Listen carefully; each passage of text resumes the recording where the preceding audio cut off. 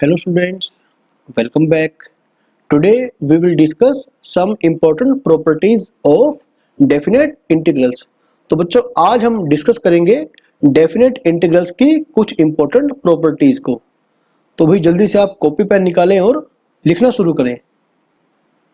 बस सबसे पहले आप ये बात जान लें, ठीक है। सबसे पहले बच्चों आप ये बात ध्यान रखें कि if gx is an anti derivative या फिर ऐसे कहेंगे primitive, okay. If gx is a primitive of fx, सही है। तो भाई हम इस बात का क्या मतलब निकालेंगे कि fx का जो इंडेफिनेट इंटीग्रल होगा बच्चों, ये होगा gx plus some constant c। Primitive यानी कि बच्चों एंटी डेरिवेटिव, इसके बारे में हम पहले ही डिस्कस कर चुके हैं, okay. And then this definite integral is equal to, बच्चों इसे हम ऐसे लिखते हैं a टू b, ठीक है भाई। जहां जहां पर आपका x होगा आप अपर लिमिट पुट करेंगे, तो ये बन जाएगा g of b minus g of a, okay. फिर जहां जहां पर x है बच्चों आप पुट करेंगे लोअर लिमिट, तो कांस्टेंट से कांस्टेंट कैंसिल हो जाएगा, तो आंसर क्या आएगा भाई g of b minus g of a। तो आप इस बात का ध्यान रखें बच्चों, जब भी हम किसी प्रॉपर्टी को प्रूव करेंगे तो कहीं ना कहीं इसका यूज हम करते ही रहेंगे, सही है। तो पहली बात आप इसको याद कर ले, ओके, इस रिजल्ट को। उसके बाद पहली प्रॉपर्टी बच्चों आज की यानी कि P1, प्रॉपर्टी 1 लिखिए बच्चों। According to this property this definite integral is equal to this definite integral, okay. यदि हम फंक्शन वही ले और लिमिट ऑफ इंटीग्रेशन भी हम वही ले, तो केवल वेरिएबल के चेंज होने से इंटीग्रल का जो जवाब आएगा बच्चों वो चेंज नहीं होगा, ओके। तो इस प्रॉपर्टी को बोल सकते हैं डमी वेरिएबल। क्या बोलते हैं भाई? डमी वेरिएबल, या फिर that means the integration is independent of change of variable, change of या variables कह सकते हैं। यदि यहां पर मैं फंक्शन वही लूं और लिमिट भी वही रखूं, तो यदि आप x को t से रिप्लेस करें या फिर u से रिप्लेस करें, तो भाई ऐसे में आपका डेफिनेट इंटीग्रल कभी बच्चों चेंज नहीं होगा, ओके। चलिए बच्चों, यदि आप बात करेंगे प्रूफ की, तो फिर हम इसको प्रूफ किस तरह कर पाएंगे? लिखिए बच्चों, यदि आप बात करेंगे प्रूफ की, let gx be the primitive या फिर anti derivative of f of x। भाई इसका मतलब क्या हुआ? इसका मतलब यह हुआ बच्चों कि fx का जो इंडेफिनेट इंटीग्रल होगा, ओके, यह होगा बच्चों gx plus some arbitrary constant c, okay. And this definite integral is equal to क्या आएगा बच्चों?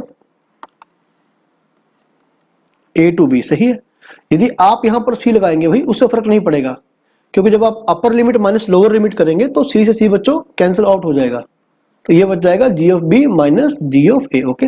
आगे से आप, ठीक है, प्रिमिटिव मानने के बाद सीधा यहां पर आए, सही है। जैसे आप प्रिमिटिव एज्यूम करते हैं आप डायरेक्ट इस स्टेप पर आए। चलिए ठीक है बच्चों।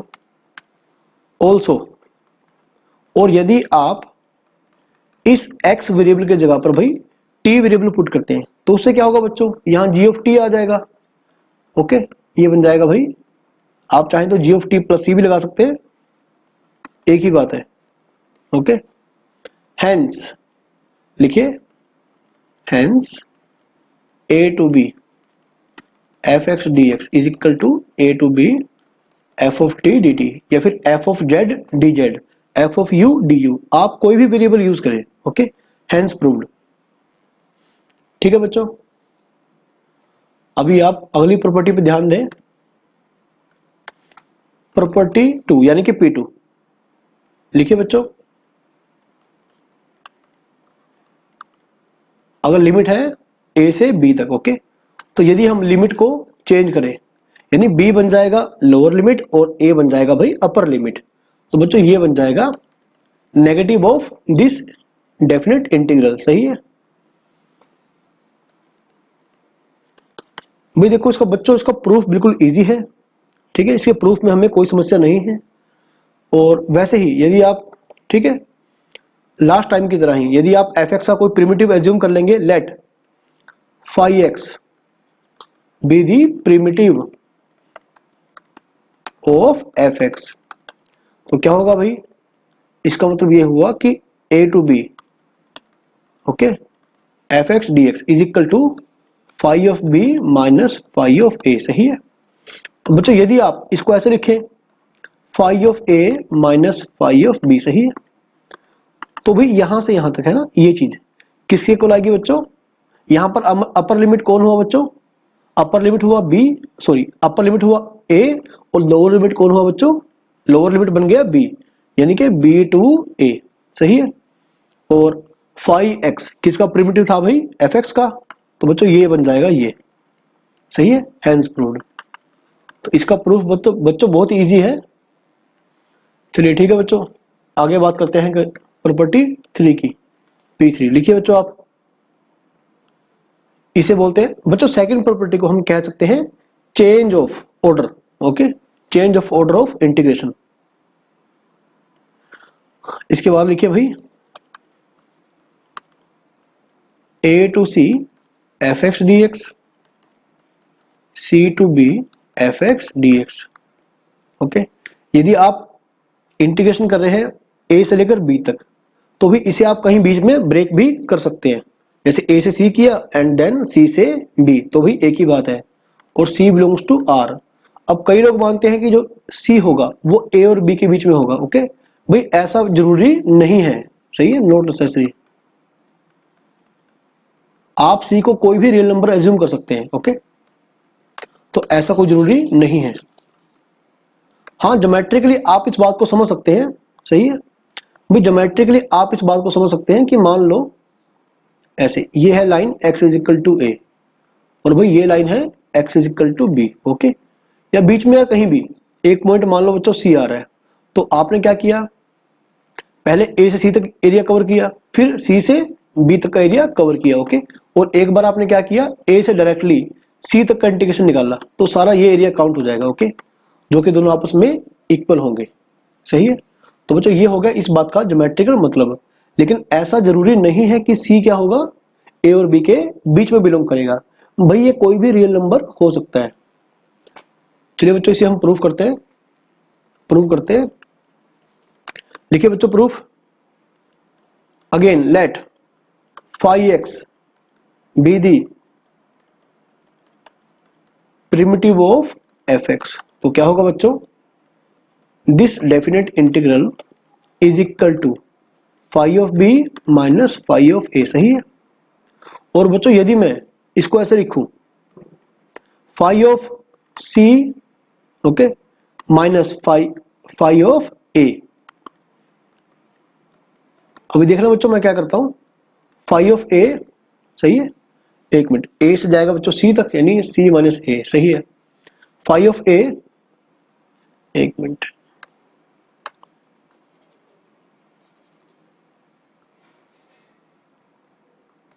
हाँ ठीक है बच्चों, अब लिखिए, देखो ये आ जाएगा, ठीक है, इसके इक्वल।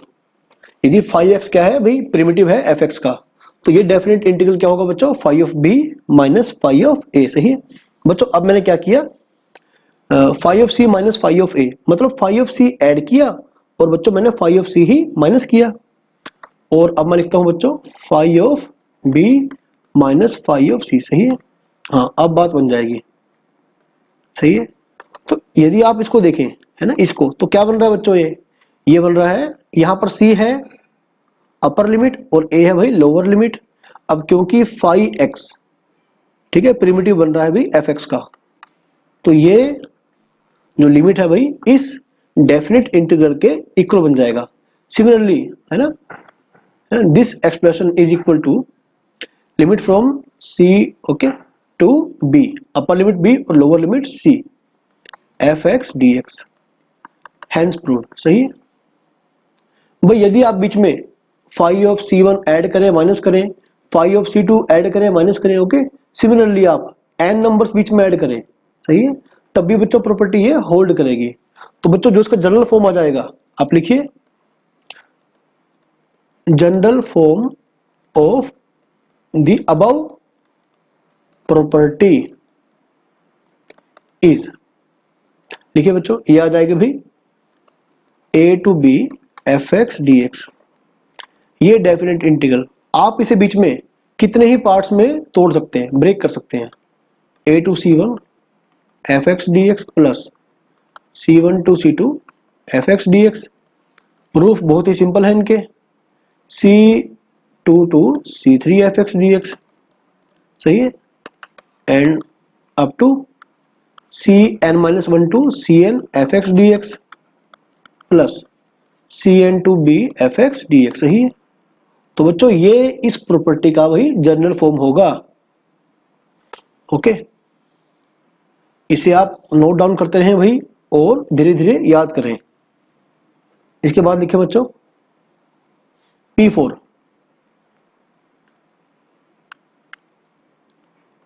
P4 भाई इसका जो पहला पार्ट है बच्चों ये है कि a to b fx dx।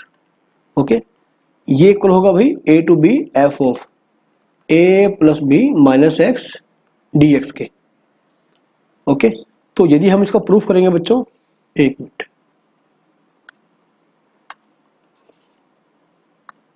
हाँ लिखिए बच्चों। अच्छा, इसका यूज हम बहुत कम करेंगे, ज्यादातर हम इसके सेकंड पार्ट का बच्चों यूज करेंगे। If lower limit is 0 and upper limit is a, then the definite integral of fx is equal to, एक मिनट गलत लिख गया, limit from 0 to a f of a minus x dx। बच्चों जो first part है वो है general property. Okay, जो सेकंड पार्ट है भाई ये फर्स्ट का कंक्लूजन है एक तरह से, तो इसे भी आप इजीली प्रूव कर सकते हैं। बच्चों इसका प्रूफ नोट डाउन करें,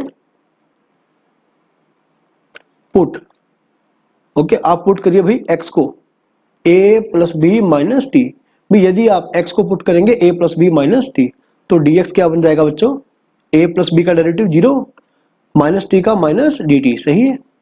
अच्छा, एक और बात, जब आप डेफिनेट इंटीग्रल में किसी वेरिएबल को दूसरे वेरिएबल के साथ रिप्लेस करते हैं तो आप ऐसा नहीं करते कि आंसर निकालने के बाद ओके लास्ट में x को t से रिप्लेस कर देंगे, ठीक है, तो भी गलत। आप साथ साथ ही इसका जो लिमिट है, लिमिट ऑफ इंटीग्रेशन, वो आप साथ साथ ही चेंज कर देंगे, सही है। जैसे कि when x is equal to a, अगर तो x है बच्चों a, सही है, आप यहां पर x को a पुट कर दें तो a से कट जाएगा, t आ जाएगा b, सही है। व्हेन जब आपका x होगा b तो आप यहां पर x की जगह पर b पुट कर दीजिए, b से b गया तो t क्या आ गया बच्चों a। ओके, तो t का बच्चों लोअर लिमिट क्या है b और अपर लिमिट क्या हो गया भाई a। f of x, x क्या बन गया भाई a plus b minus t, और dx क्या बन गया भाई माइनस dt, सही है, ऐसे लिखा।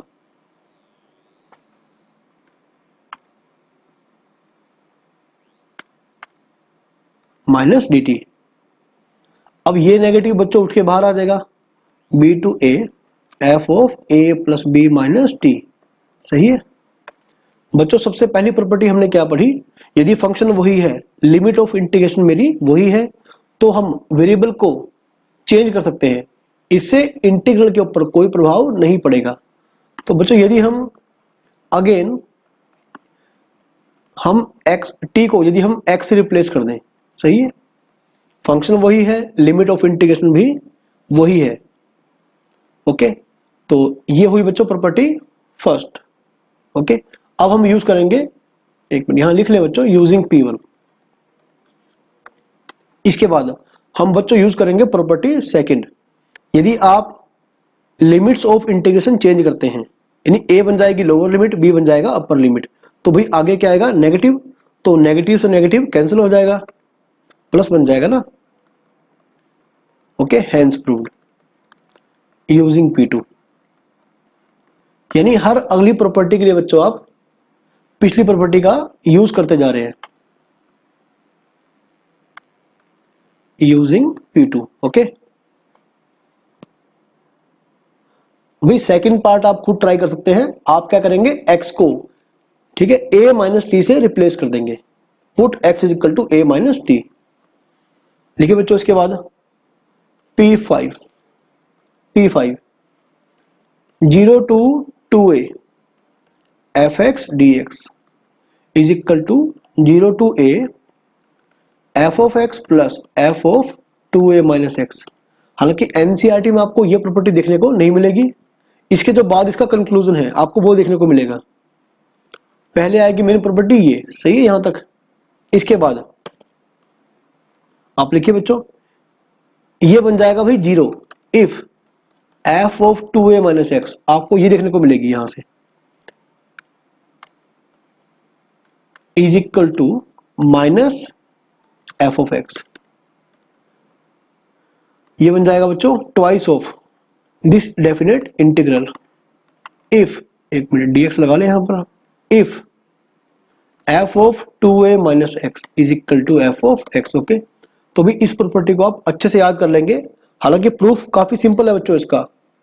ओके, तो सीबीएसई में अक्सर 4 मार्क्स के लिए इस प्रॉपर्टी पे बेस्ड क्वेश्चन बच्चों आता ही रहता है, हमेशा ये आता रहता है। आप इसे नोट डाउन कर लें और याद कर लें।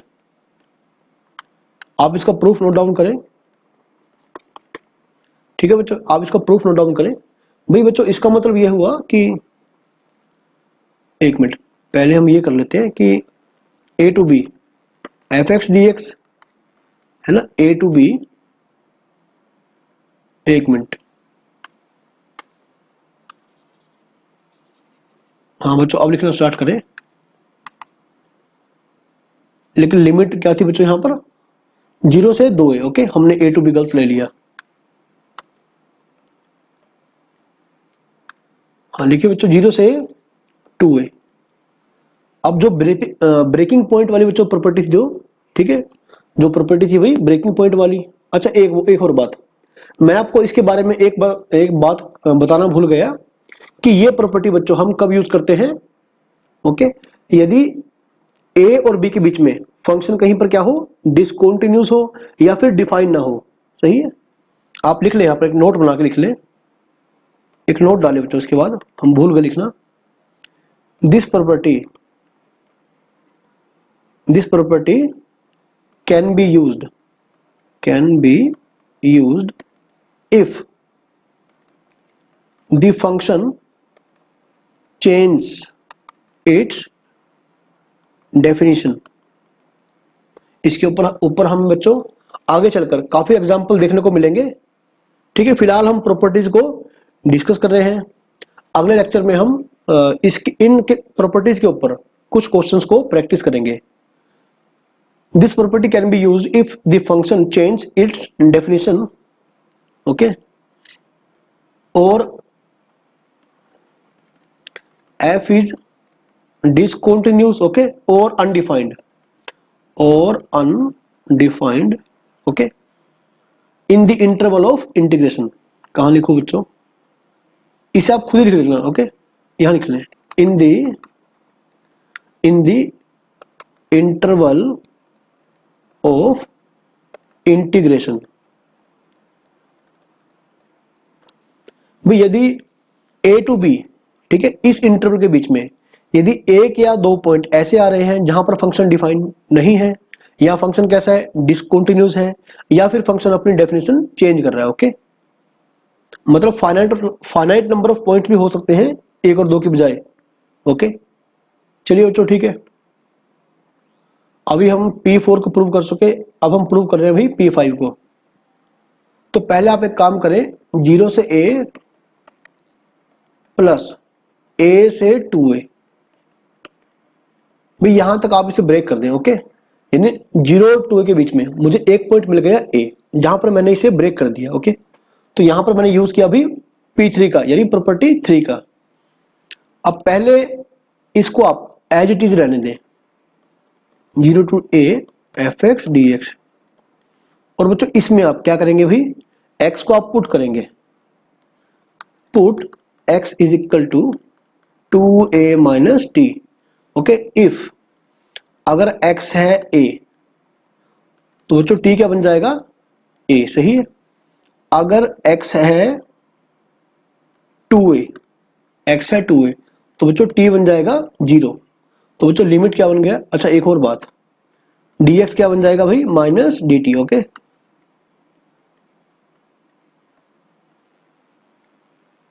तो हमने सेकंड इंटीग्रल में x की जगह पर क्या पुट किया भाई 2a माइनस टी। तो अगर x a है तो t बन जाएगा a, अगर x है 2a तो t बन जाएगा 0, dx बन जाएगा माइनस dt। तो माइनस आगे आ गया भाई, लिमिट क्या बन गई भाई a से 0 और ये बन गया भाई f of 2a minus T dt। और यदि आप बच्चों यदि आप लिमिट चेंज करना चाहेंगे, जैसे आपने क्या लिखा भाई 0 से a, यहां लिमिट क्या है a से 0, यदि आप 0 से a करते हैं तो आगे नेगेटिव साइन आ जाएगा, सही है। और हमने बच्चों प्रॉपर्टी P1 क्या पढ़ी कि हम फंक्शन और लिमिट को चेंज किए बिना हम हम वेरिएबल को चेंज कर सकते हैं। तो अगेन मैंने वेरिएबल को x के साथ चेंज कर दिया क्योंकि लिमिट सेम है। तो fx plus f of 2a minus x dx, सही है। अभी आप थोड़ा ध्यान दें मेरी बात पे बच्चों, यदि है ना इफ अगर मेरा f of 2a minus x equal बन जाए माइनस fx के, तो बच्चों ये इंटीग्रल क्या बन जाएगा, सारा 0 बन जाएगा। इफ अगर f of 2a minus x equal बन जाए भाई fx के, तो ये बन जाएगा भाई f of x plus f of x, यानी ट्वाइस हो जाएगा। Okay, hence proved, hence proved. तो इस प्रकार से बच्चों हमने प्रॉपर्टी को प्रूव किया। अब एक बार आप इस प्रॉपर्टी को ज्योमेट्रिकली देख लें।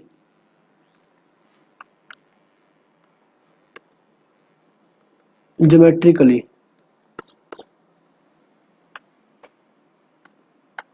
हाँ देखिए बच्चों, देखो अगर f of 2a minus x equal है भाई fx के, सही, इक्वल है fx के, और यदि आप x को रिप्लेस करते हैं बच्चों x प्लस a से, तो देखना बच्चों क्या बनेगा, ये बन जाएगा f of a minus x और ये बन जाएगा f of a plus x, सही है। तो भाई बच्चों इसका मतलब ये होगा कि हमारा जो फंक्शन है बच्चों, यहां पर जो फंक्शन fx है, सही है, वो इस line x is equal to a के अबाउट क्या है, सिमेट्रिक। ये क्या है बच्चों, x is equal to a, सही है। ये क्या है x is equal to a और ये क्या है x is equal to 2a, और ये क्या है बच्चों x इज इक्वल टू 0, सही है। a लाइन के अबाउट मेरा फंक्शन कैसा है भाई, सिमेट्रिक। भाई जैसा ग्राफ a लाइन के राइट साइड पे बनेगा, थोड़ा ग्राफ ठीक कर ले भाई, जैसा ग्राफ आपको a और 2a के बीच में ऐसा मिलेगा, वैसा ही बच्चों ग्राफ आपको यहां से यहां तक मिलेगा, सही है, यहां से यहां तक मिलेगा। और यदि आप इन दोनों एरियाज को आप ऐड करते हो तो क्या होगा बच्चों, ये डबल हो जाएगा ना। ओके, 0 से लेकर a तक, ओके, जो एरिया आप निकालेंगे बच्चों, और a से 0 से लेकर 2a तक, ये इसका ठीक है हाफ हो जाएगा, 0 से लेकर 2a तक एरिया का। 0 से a और a से 2a दोनों एरिया क्या है बच्चों आपस में इक्वल, सही है। तो इस बात का ये होगा ज्योमेट्रिकल मतलब, यानी कि 0 to 2a fx dx is equal to 0 to a twice of 0 to a fx dx। Okay, एक और बात, इफ यहां इफ लगा ले, if f of 2a minus x is equal to minus fx, और यदि आप x को रिप्लेस करेंगे x प्लस a से, तो ये बन जाएगा बच्चों a minus x is equal to minus f of a plus x, सही है। यानी कि इस बार बच्चों जो मेरा ग्राफ है a0 पॉइंट के अबाउट कैसा है, सिमेट्रिक। आप लिख लें graph of fx is symmetrical about the point. यहां पर बच्चों x is equal to a line के अबाउट सिमेट्रिक था, और यहां पर a,0 पॉइंट के अबाउट क्या है, symmetric, about the point a,0। तो आप थोड़ा समझना ध्यान से इस बात को। सपोज ये आपका पॉइंट है बच्चों a,0 और ये है भाई 2a,0 और ये है भाई इसे आप क्या कह सकते हैं भाई, ये 0 है, ठीक है। सपोज ये ओरिजिन है,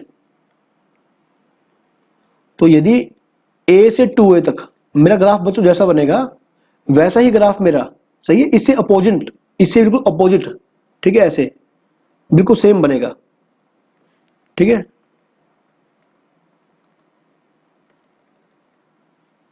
अब ये दोनों एरिया क्या होंगे बच्चों, इक्वल, लेकिन एक का डेफिनेट इंटीग्रल दूसरे के डेफिनेट इंटीग्रल के नेगेटिव होगा। तो जब आप दोनों को ऐड कर देंगे तो क्या आंसर आएगा बच्चों, 0 आंसर आ जाएगा, सही है। इसका जवाब क्या आएगा बच्चों, 0। ओके, तो 0 to a 2a fx dx क्या बन जाएगा बच्चों, इस बार ये 0 बन जाएगा, सही है। तो इस तरह हमने इस प्रॉपर्टी को प्रूव कर दिया। हाँ लिखिए बच्चों P6। हालांकि यदि आप P5 को ध्यान से पढ़ेंगे तो P6 आपको P5 का ही एक कंक्लूजन दिखाई देगा। लिखिए बच्चों, -a to a fx dx is equal to 0 if f is odd। ये बन जाएगा twice of 0 to a fx dx। Okay, if f is even, लिख लो बच्चों इसे, if f is even। देखिए P6 जो है वो P5 का एक स्पेशल केस है, ठीक है, एक स्पेशल केस है। तो पहले आप ये देखें कि -a to a fx dx, -a और a के बीच में भी मैंने कौन सा पॉइंट लिया बच्चों, 0 लिया, मैंने पॉइंट लिया 0। आप इस प्रॉपर्टी को थियोरेटिकली प्रूव भी कर सकते हैं और ज्योमेट्रिकली भी आप इस प्रॉपर्टी को प्रूव कर सकते हैं।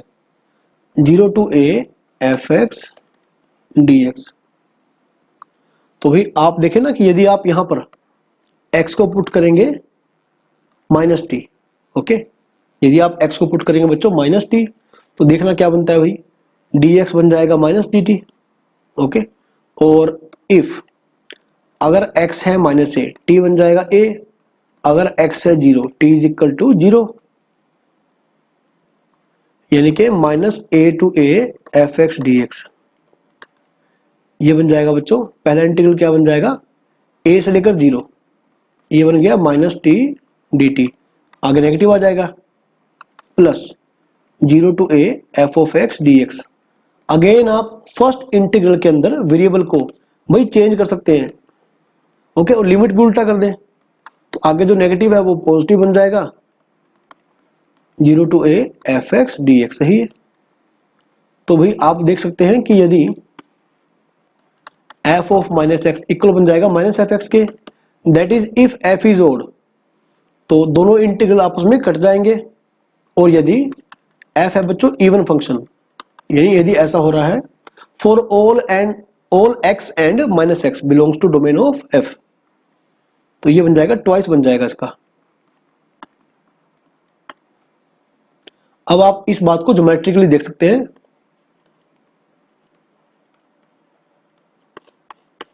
देखो लास्ट टाइम किसी पॉइंट के और एक x equal to a line के, है ना, ग्राफ कैसे थे, सिमेट्रिक।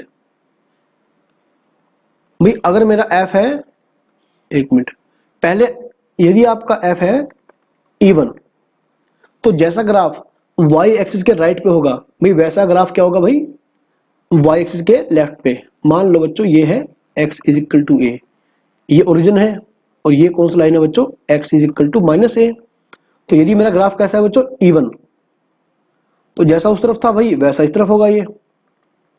तो यदि आप माइनस से a से a तक ये सारा एरिया काउंट करते हैं, तो इससे बेहतर है कि यदि आप 0 से a तक एरिया काउंट करें और आगे क्या करें, 2 से मल्टीप्लाई कर दें, तो बात एक ही आ जाएगी। तो बात बच्चों एक ही होगी, ओके। और यदि बच्चों आपका ग्राफ कैसा है भाई, ओड, यदि f कैसा है ओड फंक्शन, तो इसका ग्राफ कैसा होगा भाई, सिमेट्रिक इन अपोजिट क्वाड्रेंट, यानी कि जैसे आपने लास्ट टाइम पॉइंट लिया a,0 के अबाउट क्या होगा, सिमेट्रिक। लेकिन यहां पर बच्चों a क्या है आपका 0, यानी ये ग्राफ कैसा होगा भाई, 0 के अबाउट सिमेट्रिक, ओके, ओरिजिन के अबाउट। यानी मान लो आपका ग्राफ ऐसा आ रहा है, ऐसा, तो इस तरफ ग्राफ कैसा होगा, ऐसा होगा, सही है। कौन सी लाइन है, x is equal to minus a, ये कौन सी लाइन है भाई, x is equal to a. तो ये एरिया और ये वाला एरिया दोनों आपस में इक्वल हो जाएंगे, लेकिन डेफिनेट इंटीग्रल इसका क्या होगा बच्चों, एरिया के नेगेटिव के इक्वल होगा। तो जब आप दोनों को ऐड करेंगे तो भी वो कट के 0 हो जाएगा, minus a to a f x d x क्या बन जाएगा भाई, 0 बन जाएगा। ओके, आई होप कि आपको समझ में आ रहा होगा। तो ठीक है बच्चों, फिलहाल आप इन प्रॉपर्टीज को ध्यान से देखिए। ओके, अगले लेक्चर में हम इन्हीं के ऊपर क्वेश्चंस को ट्राई करेंगे। तो सीबीएसई में केवल इतनी ही प्रॉपर्टी है बच्चों, सही है। और हाँ, जो प्रॉपर्टी आपकी कंपटीशन में आएंगी उनके लिए मैं अलग से एक लेक्चर बना दूंगा, आप उसे देख लेना। फिलहाल यहां तक हमारा सीबीएसई का जो काम था बच्चों वो कंप्लीट हो चुका। ओके, तो सीबीएसई में जो क्वेश्चन आएगा बच्चों, केवल इन्हीं 6 प्रॉपर्टीज के ऊपर क्वेश्चन आएगा। ओके, चलिए ठीक है बच्चों, अगले वीडियो लेक्चर में हम इन्हीं 6 प्रॉपर्टीज के ऊपर कुछ क्वेश्चंस को भाई प्रैक्टिस करेंगे। ओके।